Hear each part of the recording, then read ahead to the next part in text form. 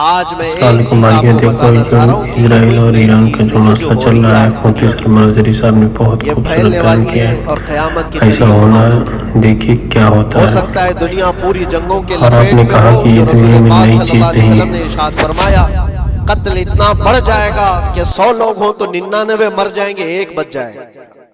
قتل اتنا بڑھ جائے گا، یہ جنگ کی آگ ہو سکتا ہے آس پاس سب پھیل جائے، جس کی وجہ سے اس وبا میں، اس بلا میں سب ملوث ہونے لگے۔ بچہ پیدا ہوتا اس کو قتل کرتا تھا، اس نے تقریباً 12,000 بچوں کو قتل کر دیا تھا، اس ڈر سے کہ وہ بچہ تو نہ پیدا ہو جائے جو میری سلطنت کو ہلاک کرنے والا ہے۔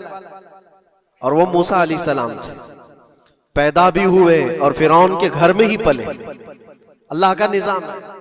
لیکن میں یہاں اس لیے بتا رہا ہوں، فرعون ظلم میں پوری دنیا میں مشہور ہے، وہ عورتوں کو بھی ظالم اس طرح سے مارا ہے کہ جس کی تاریخ میں مثال نہیں ملتی۔ لیکن میں نے اپنی زندگی میں دیکھا، آج کے زمانے میں اسرائیل نام سے ایک ناجائز حکومت پر قابض شخص نے 12,000 نہیں 50,000 لوگوں کو سال بھر میں قتل کر دیا۔ یہ تاریخ کا بھیانک چہرہ ہے۔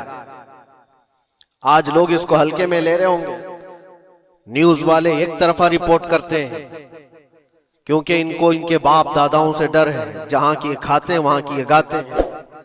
لیکن بعد کو یہ سچائیاں جنریشن میں منتقل ہوتی رہیں گی، کبھی تو آئے گا کوئی انصاف کی نظر رکھنے والا۔ اور انسانیت کا قتل کتنا بڑا قتل ہے، ایک شہر کے 50,000 لوگوں کو قتل کر دینا، اور ایسے کہ وہاں کی عمارتیں پورے راکھ کے ملبے میں چلی گئی، صدیاں لگ جاتی ایک شہر کو بسنے میں، ایک گھر کو بنانے میں آدمی کی اپنی زندگی گزر جاتی ہے، کیا کیا ارمانوں سے گھر بناتے ہیں، لیکن ایک پل میں کسی کا گھر اجاڑ دیا، اس کے سامنے تڑپتے ہوئے اس کے باپ کی لاش ہو، ماں کی لاش ہو۔ وہ تصویریں کہ آپ نے نہیں دیکھی کہ ایک باپ چھوٹی سی بیٹی کو لے کر کے دوڑ رہا ہے تو اس کا بیٹا الگ پیر اور ہاتھ جلے ہوئے بم سے تڑپ رہا ہے، وہ کس کے درد کو دیکھے۔ یہاں تک کہ میں نے دیکھا کہ بیٹی کو باپ یہ نصیحت کر رہا ہے، تھوڑا اور صبر کر لے بیٹا، شہادت ملنے والی ہے۔ کون کرتا ہے یہ؟ موت سے پہلے اپنے بچے کو اتنی تلقین کر دے، حالات ایسے۔ دوسرے ایک کہ وہاں پر کھانے پینے کی ایڈ کوئی جا نہیں سکتی، اس پر پابندی، دوائیاں نہ جائیں اس پر پابندی۔ دنیا کا کوئی قانون اس چیز کو جائز ٹھہراتا ہے؟ مجھے بتاؤ، آتنکواد کا راگ الاپنے والے ان باتوں کو کیا کہیں گے؟ انسانیت اگر کہیں ہے تو اس کا تصور تو کرو۔ کسی کے فنڈامنٹل رائٹس ہوتے ہیں، بیسک رائٹس ہوتے ہیں، کھانا پینا یہ اس کا انسانی حق ہے۔ دشمنی تم سے جن کی ہے ان کے ساتھ مقابلہ کرو، عام شہریوں کے ساتھ نہیں۔ مخبر صادق رسول اکرم صلی اللہ تعالی علیہ وسلم کی تعلیمات دیکھو، جہاد کو لے کر جو پروپیگنڈا تم پھیلاتے ہو، اور ہر چیز کو جہاد کا لفظ دے کر کے ایک ایسا نیریٹو کریٹ کرتے ہو کہ لوگوں کے دماغ میں ایک پروپیگنڈا پھیل جائے۔ آؤ میں سناتا ہوں، رسول پاک صلی اللہ تعالی علیہ وسلم جب صحابہ جہاد میں جاتے تو ان کو کن باتوں کی تلقین کرتے تھے؟ سب سے پہلے مجاہدین صحابہ سے کہتے، جس جگہ تم جا رہے ہو مقابلہ تمہارا جن کے ساتھ ہے انہی سے مقابلہ کرنا، جو تمہارے خلاف تلوار اٹھائے اس کے خلاف تم تلوار اٹھاؤ، اور راستوں پر بیٹھے ہوئے بوڑھوں کو ہاتھ نہ لگانا، کسی عورت کے ساتھ چھیڑ چھاڑ نہ ہو، حاملہ عورتیں اگر قید میں آ جائیں تو انہیں چھوڑ دینا۔ یہ حضور پاک صلی اللہ علیہ وسلم کی تعلیمات ہیں۔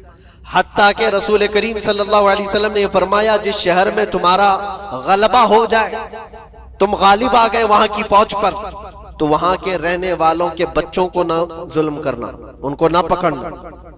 پھر تعلیمات میں یہ ہے، وہ چاہے جس مذہب کے بھی لوگ ہیں ان کے معبدوں کو، ان کی عبادت گاہوں کو ختم نہیں کرنا، ان کی عبادت گاہوں کو توڑ پھوڑ نہ کرنا جس شہر میں تم جا رہے ہو۔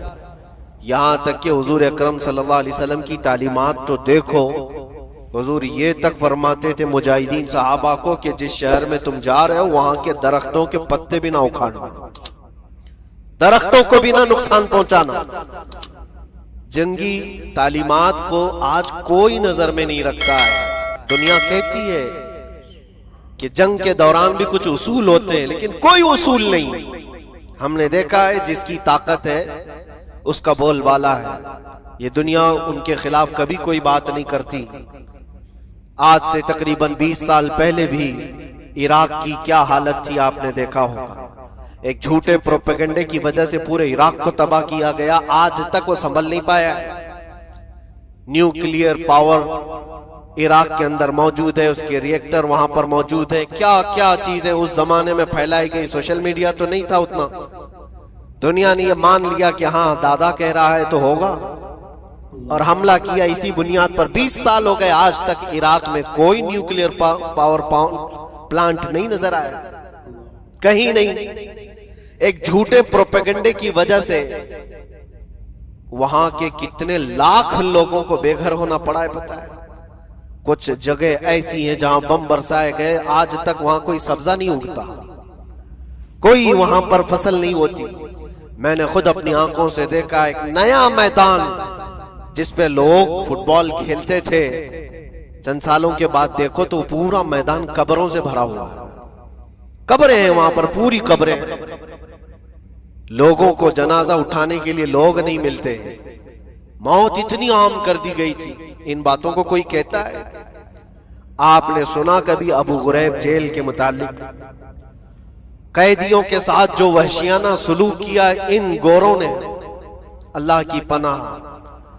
بہت سخت قسم کے، دنیا میں بدنام زمانہ جیل اس کو کہا جاتا ہے. ہر طرح کی وہاں پر قیدیوں کے ساتھ آزمائشیں ہوئی، ہر طرح کی. ان پر کتے چھوڑ دینا، ان کی شرمگاہیں کاٹنا، ان پر پیشاب کرنا، ہر چیز جو انسانیت سوز ہے، انسانیت کو جلا دینے والی، یہ ساری حرکتیں کی گئی. دنیا خاموش ہے اس سلسلے میں. کیوں؟ سپر پاور کے 1000 گنا بھی ہضم کر لیے جاتے ہیں. چھوٹا ملک یا غریب آدمی کوئی بات کرے تو سارے اس پر ٹوٹ پڑتے ہیں. آج میں ایک چیز آپ کو بتانا چاہ رہا ہوں کہ یہ کوئی نئی چیز نہیں ہے جو ہو رہی ہے آج دنیا میں. یہ پھیلنے والی ہے اور قیامت کے قریب ہم آ چکے ہیں. ہو سکتا ہے دنیا پوری جنگوں کے لپیٹ میں ہو، جو رسول پاک صلی اللہ علیہ وسلم نے ارشاد فرمایا قتل اتنا بڑھ جائے گا کہ 100 لوگ ہوں تو 99 مر جائیں گے، ایک بچ جائے گا. قتل اتنا بڑھ جائے گا. یہ جنگ کی آگ ہو سکتا ہے آس پاس سب پھیل جائے، جس کی وجہ سے اس وبا میں، اس بلا میں سب ملوث ہونے لگ جائیں گے. اور ایک بات یہ بھی یاد رکھو، چاہے جیسی بھی حکومت ہو، تاریخ پوری اٹھا کر کے دیکھنا، ظلم کے بعد جو غرور و تکبر میں آ کر فرعون بننے کی کوشش کرتا ہے، اس کا انجام اللہ تعالیٰ بہت بھیانک فرماتا ہے. بہت بھیانک انجام ہوتا ہے. اب کے ظالم بھی اپنے انجام کے بہت قریب آ چکے. انہوں نے ظلم اتنا کیا ہے، وہ بچوں کی آہیں، وہ عورتوں کی چیخیں کیا بارگاہ رب العزت میں نہ پہنچی ہوں گی؟ رب تبارک و تعالیٰ خود فرماتا ہے سَيَعْلَمُ الَّذِينَ ظَلَمُوا أَيَّ مُنْقَلَبٍ يَنْقَلِبُونَ. ان قریب ظالم یہ دیکھ لیں گے کہ کس پلٹی میں اللہ تعالیٰ انہیں گرانے والا ہے. جو جال وہ اپنے دشمنوں کے لیے بنتے ہیں، اللہ تعالیٰ اسی جال میں ان کو پھنساتا ہے. آج دیکھنا آپ، تاریخ کی سچائیاں آپ کو اس بات کا جواب دیں گی. ظالم یہ سمجھتا ہے کہ میں خدا کے برابر ہو چکا، مجھے کوئی بھی ہلاک نہیں کر سکتا. اللہ تعالیٰ فرماتا ہے اینما تکونوا یدرککم الموت ولو کنتم فی بروج مشیدہ. تم مضبوط قلعے میں کیوں نہ بیٹھے ہو، موت تمہارے پاس آ کر پکڑ لے. اور رب تبارک و تعالیٰ کے لیے کوئی چیز ناممکن ہے. لوگ آج ہوا بناتے ہیں کہ ایئر ڈیفنس سسٹم اتنا بڑا ہے کوئی کچھ نہیں کر سکتا.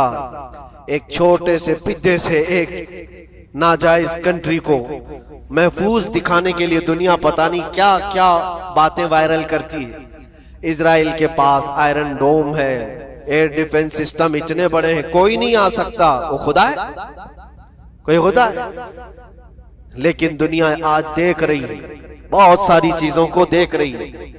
مجھے یہاں پر کسی کے سلسلے میں نہیں کہنا، لیکن ایک بات کہنا ہے کہ نشہ میں چور، گھمنڈ میں چور جو بندہ ہوتا ہے اللہ تعالیٰ کبھی اس کو مچھر سے بھی ہلاک کرتا ہے۔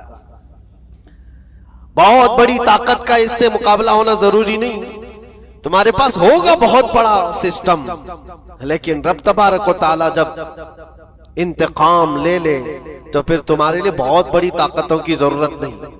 آپ کو میں تاریخ بتاؤں، عراق میں نمرود ایک زمانے میں اس طرح کی حرکت کیا تھا کہ اس نے بہت بڑی عمارت بنائی تھی، اور اس کے مطابق بات یہ تھی کہ وہ 1000 لوگوں سے تنہا لڑ سکتا تھا، اتنی اس کی طاقت تھی۔ شیر سے خود مقابلہ کرتا تھا، کبھی ڈرتا نہیں تھا۔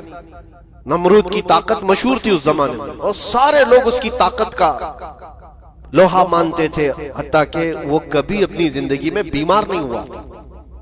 آدمی جب بیمار نہیں ہوتا تو اس کا غرور بڑھ جاتا ہے، سوچتا ہے مجھے کچھ ہو نہیں سکتا۔ نمرود نے اس کے بعد یہ دیکھا ساری دنیا میرے قبضے میں ہے، طاقت و دولت کے ذخیرے سب اس کے پاس سے، لیکن ایک چیز نہیں تھی، موت پر کنٹرول۔ اس کو کیسے کیا جائے کنٹرول؟ یعنی مرنے سے بچ تو نہیں پائے گا، یہ کنٹرولنگ پاور بھی ہمارے پاس ہونا چاہیے۔ اس نے ایک بہت بڑی عمارت بنائی، کہا کہ خدا آسمانوں میں ہوتا ہے، ہم اتنی بڑی عمارت بنائیں گے کہ ان عمارتوں پر چڑھ کر خدا کو للکاریں گے۔ آجا میں مقابلہ کرتا ہوں، اور مقابلہ کر کے میں خدا کو گرا دوں گا کسی بھی طرح سے۔ اگر مجھ سے نہ ہو سکے تو پوری فوج کو تیار کروں گا، خدا سے لڑائی لڑ کر کے ایک بار وہ موت اور حیات کا پاور اپنے ہاتھ میں لے لیں گے، پھر ہم کو جب تک چاہے جینا ہے۔ کہاں کی خام خیالی!